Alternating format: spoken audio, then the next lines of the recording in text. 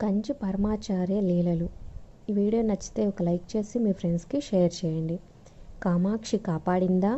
ఈ సంఘటన జరిగినప్పుడు మహాస్వామి వారి భక్తురాలు తన భర్తతో కలిసి కలకత్తాలో నివాసం ఉండేది. ఆవిడ భర్త కార్యాలయానికి వెళ్ళగానే తలుపు చప్పుడు అవ్వడంతో తలుపు తీసింది. వెంటనే ఓ నలుగురు నక్సలైట్లు లోపలికి దూసుకొని వచ్చారు. వారు మాట్లాడుకుంటున్న మాటలను బట్టి వారు తనను చంపడానికి వచ్చారని అర్థమైంది. వారి ఆజ్ఞ మేరకు వాళ్లకు టీ పెట్టడానికి వెళ్ళింది. తరువాత వారిని బతిమాలి చెన్నైలో చదువుకుంటున్న తన పిల్లలకు ఫోన్ చేసి మాట్లాడింది.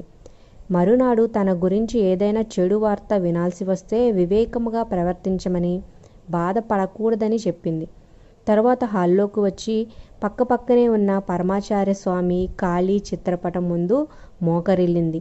ఈరోజు ఏకాదశి, ఈరోజు ఇంతటి పరిస్థితిని ఎదుర్కోవలసి వచ్చింది అని బాధపడుతూ ఆ నక్సలైట్ల వంక తిరిగి, దయచేసి ఒక్కసారిగా నన్ను చంపేయండి, నన్ను ఏమీ చేయొద్దు అని వేడుకుంది.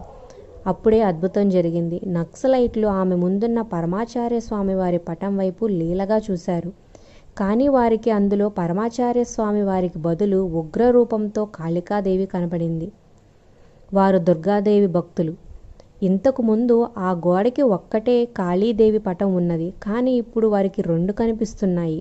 అమ్మవారి భక్తులైనందువల్ల వారు చంపదలిచిన ఆ గృహిణిలో కాళికాదేవిని చూశారు.